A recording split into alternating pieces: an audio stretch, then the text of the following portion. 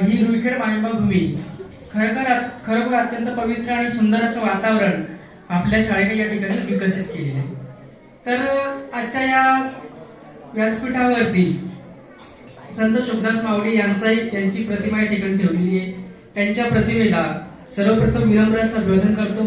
सन्माननीय व्यासपीठावर उपस्थित आपल्या शाळेच्या प्राचार्या आदरणीय सोनिया मॅडम, त्यासोबतच इतर सर्व माझे सहकारी, आपल्या सर्वांना सुद्धा मी नमस्कार करतो. खरं सांगायचं मित्रांनो, तर आज दिनांक 8 फेब्रुवारी 10वा वर्ग जो आहे आपला, या 10व्या वर्गाचा निरोप समारंभ आहे. खरं सांगायचं तर निरोप समारंभ म्हणजे नेमकं काय आहे याच्याबद्दल रामेकर सरांनी तुम्हाला सांगितलं की निरोप समारंभ काय असतो. निरोप आपण 2 वेळेस देतो. तर मला एक गोष्ट सांगायची मित्रांनो की मला इंग्लिश मधला बाय शब्द कधीच आवडत नाही. बाय शब्द हा मला कोणी जर बाय म्हटलं तर मला त्या व्यक्तीचा डायरेक्टली राग येतो. कारण काय असतं की बाय आपण तेव्हा करतो जेव्हा एखादी व्यक्तीला आपल्याला सोडून चालली, ती बऱ्याच दिवस आपल्याला भेटणार नाही. परंतु जी व्यक्ती आपल्याला सोडून जरी चालली पण ती व्यक्ती केव्हा केव्हा आपल्याला परत भेटणार किंवा आपल्या संपर्कात असणार, तर त्या व्यक्तीला आपण बाय न म्हणता त्याला आपण सीयू म्हणायला पाहिजे. काय म्हणायला पाहिजे? सीयू म्हणायला पाहिजे. सीयू शब्दाचा अर्थ असा होतो की आपण पुन्हा भेटूया. काय अर्थ होतो त्याचा? पुन्हा भेटूया. आज तुम्ही म्हणताय की आज आमचा 10वीचा शेवटचा दिवस. शेवटचा दिवस नाही मित्रांनो, आपण पुन्हा पुन्हा भेटत राहणार आहे.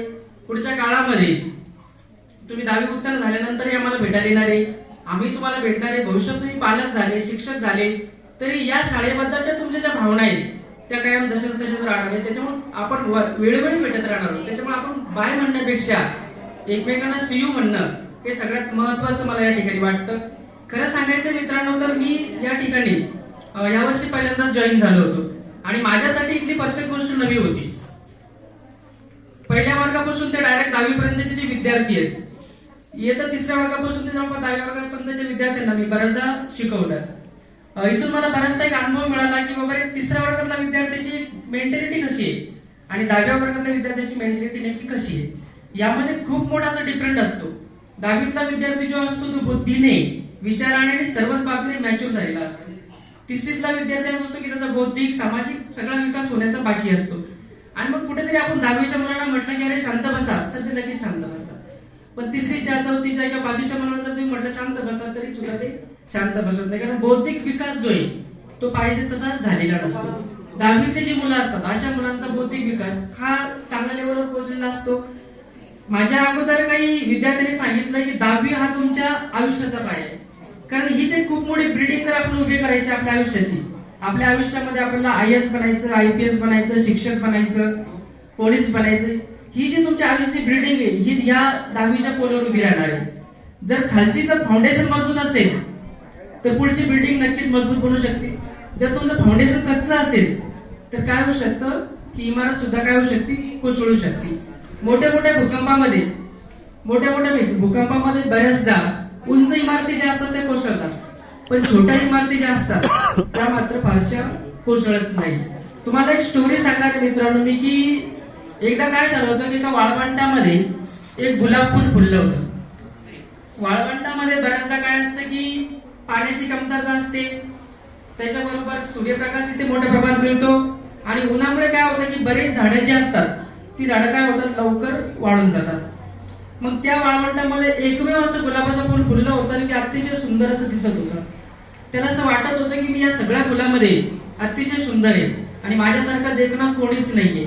मी या सर्व फुलामध्ये अत्यंत उंच आहे आणि रुबाबदार आहे. आणि त्याला त्या गोष्टीचा काय झाला, गर्व झाला. आणि मग तो काय करायला लागला की आपल्या आसपासची जी फुलं होती, ती छोटी छोटी जी फुलं होती जमिनीला लागून होती, त्या फुलांचा तिरस्कार करायला लागला आणि त्याला सांगायला लागला की मी माझ्यापेक्षा मोठा इथे कोणीच नाही. जी छोटी छोटी फुलं म्हणाली की बाबा तू मोठा आहे, ठीक आहे, चांगली गोष्ट आहे, परंतु सुद्धा हा जो गुलाब होता, हा गुलाब त्या छोट्या छोट्या फुलांना काय करायला लागला, त्रास द्यायला लागला. काही दिवसानंतर काय होतं की वाळवंटामध्ये कधी कधी वर्षातून एकदा दोनदा पाऊस पडतो. एकदा अचानक असा सोसाट्याचा वारा सुटला आणि लगेच आकाशामध्ये काळे ढग जमा झाले आणि पाऊस सुरू झाला. पाऊस सुरू झाल्याबरोबर गुलाबाचं जे उंच झाड होतं ते उंच झाड काय झालं, काही क्षणामध्ये बोडून खाली पडलं. परंतु जमिनीच्या लगत जी छोटी छोटी झुडपं होती, ती छोटी छोटी फुलं होती, ती कायम आपलं अस्तित्व टिकून होती.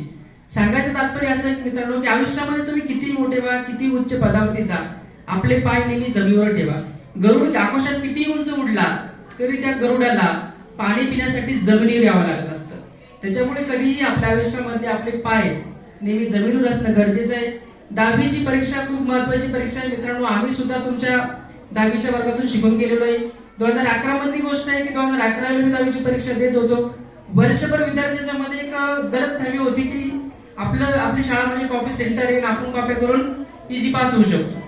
परंतु मात्र मी कधीच त्या गलतफहमीमध्ये राहिलो नाही. तर माझ्या आई वडिलांनी सदैव सांगितलं होतं की बाळा, त्या शाळेमध्ये किंवा त्या सेंटरमध्ये आपलं कोणीच नाही, ना आपला काका आमदार आहे, ना आपला भाऊ कोणीच आहे, ना आपलं तुझ्यासाठी कॉपी करायला कोणीच येणार नाही.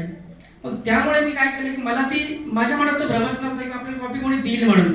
आणि मी वर्षभर मात्र चांगल्यापैकी अभ्यास केला. आमच्या 10वीच्या क्लासमध्ये 83 विद्यार्थी होते. त्या 83 विद्यार्थ्यांपैकी फक्त 37 विद्यार्थी पास झाले, कारण कॉपी मुक्त सेंटर होतं. एक सुद्धा कॉपी तिथे चालली नाही. आम्ही जिथे बसलो होतो आमच्या समोर पोलीस बसलेले होते. आता काय असतं माहिती का, तुम्ही 10व्या वर्गात आहे, तुमच्या समोर जर पोलीस बसले तर तुम्हाला त्यांची प्रचंड भीती वाटणार आहे. अशा त्या परिस्थितीमध्ये 80 पैकी फक्त 37 मुलं पास झाले. आणि त्या 37 पैकी आमच्या अख्ख्या एवढ्या गावातून मी एकटाच पास झालो होतो. आणि विदाऊट कॉपी 81% मार्क मिळाले होते. किती मार्क मिळाले होते? 81% मार्क. तर मित्रांनो, की आपल्या आयुष्यामध्ये कुणाची कॉपी न करता आपण आपल्या अभ्यासाच्या जोरावर, स्वतःच्या हिमतीवर जोरावर यशाच्या उंच उंच शिखरावरती जाणं गरजेचं आहे. आणि त्या शिखरावरती हे सुंदर जग बघणं गरजेचं आहे. आपल्या आसपासची जी दुनिया असते मित्रांनो, ही खूप सुंदर आहे. परंतु ही सुंदर दुनिया बघण्यासाठी तुम्हाला यशाच्या शिखरावरती जाणं गरजेचं आहे. एकदा काय झालं होतं की राकेश शर्मा नावाचा एक व्यक्ती होता. तो अंतराळामध्ये गेला होता. अंतराळामध्ये गेल्यानंतर तो तिथून परत आला. तो भारतातला पहिला अंतराळवीर आहे. त्याला त्या तत्कालीन आपल्या जे पंतप्रधान होते इंदिरा गांधी यांनी विचारलं की आकाशातून आपला देश कसा दिसतो. तर त्यांनी उत्तर दिलं की सारे जहां से अच्छा. काय उत्तर दिलं? सारे जहां से अच्छा. त्यामुळे काय असतं माहितीये का, पोपटाला गरुडाचे पंख देता येईल, पोपटाला गरुडाचे पंख देता येईल, परंतु गगनभरी घेण्याची गोड ही रक्तातच असावी लागते. माणसाच्या रक्तामध्येच असावं की आपल्याला काहीतरी उच्च शिखरावर जायचे. तुम्हाला तुमच्या आयुष्यामध्ये उच्च शिखरावर जायचे की जेव्हा कधी तुमचं नाव घेतलं जाईल तेव्हा आमची छाती अभिमानाने फुलून गेली पाहिजे. माझा विद्यार्थी ज्ञानेश्वर आहे, माझा विद्यार्थी प्रसाद आहे, माझा विद्यार्थी अनुज आहे, माझा विद्यार्थी आदित्य आहे, माझी विद्यार्थिनी ऋतुजा आहे, माझी विद्यार्थिनी तन्वी आहे, माझी विद्यार्थिनी आकांक्षा आहे. हे प्रत्येक शिक्षकाला त्या प्रत्येक गोष्टीचा अभिमान वाटला पाहिजे की शिक्षकांना त्या गोष्टीचा आनंद वाटला पाहिजे. माझा विद्यार्थी काहीतरी जीवनातल्या चांगल्या क्षेत्रामध्ये काम करतोय. यावर्षी 17 तारखेला माझी जी गावची शाळा होती त्या गावच्या शाळेचा वार्षिक स्नेह संमेलन होतं जिल्हा परिषद शाळेचं. आणि त्या वार्षिक स्नेह संमेलनामध्ये प्रमुख पाहुणे म्हणून मला निमंत्रित केलं गेलं होतं. पण दुर्दैव असं होतं की त्या टायमामध्ये आपल्या शाळेची युवराजांची यात्रा होती. आणि त्या यात्रेमुळे मी त्यांना सांगितलं होतं की माझ्याकडनं काही येणं होणार नाही आणि त्यामुळे मी तिथे उपस्थित राहू शकलो नाही. परंतु माझे जे शिक्षक आहेत त्यांना आजही माझा प्रचंड अभिमान आहे. आणि त्यामुळे तुमचा सुद्धा आम्हाला प्रचंड अभिमान असला पाहिजे की तुम्हाला तुमच्या आयुष्यामध्ये असं काही यश संपादन करायचं की तुमच्या शिक्षकांना असं वाटलं पाहिजे की माझा विद्यार्थी आज या पदावरती जाऊन बसलेला आहे. माझ्या विद्यार्थ्यांनी 10वी मध्ये 90% मिळवले, माझ्या विद्यार्थ्यांनी 10वी मध्ये 95% मिळवले. काय असतं मित्रांनो की शिक्षक म्हणजे तुमच्या वडिला समान असतात. शिक्षकाची भूमिका जी असते आयुष्यामधली ती वडिला समान असते. की एखाद्या व्यक्तीने जर काहीतरी यश संपादन केलं तर लगेच एखादा व्यक्ती म्हणतो की लिंबाजी नरवाडे यांचा मुलगा होता आणि तो मुलगा आता डॉक्टर झाला. म्हणजे तिथे मान कोणाची उंच झाली? लिंबाजी नरवाडेची उंच झाली. अनंत पिपाळे यांचा मुलगा होता, तो आता IAS झाला. तिथे मान कोणाची उंच झाली? अनंत पिपाळेची झाली. मग कोणाचा विद्यार्थी होता? तर मग रामेकर सरचा विद्यार्थी होता, चव्हाण सरचा विद्यार्थी होता, गायकवाड सरचा विद्यार्थी होता, झांडे सरचा विद्यार्थी होता. म्हणजे विद्यार्थ्याच्या यशामध्ये शिक्षकाचं, त्याच्या आई वडिलांचं आणि संपूर्ण त्यांच्या नातेवाईकांचं यश सामावलेलं असतं.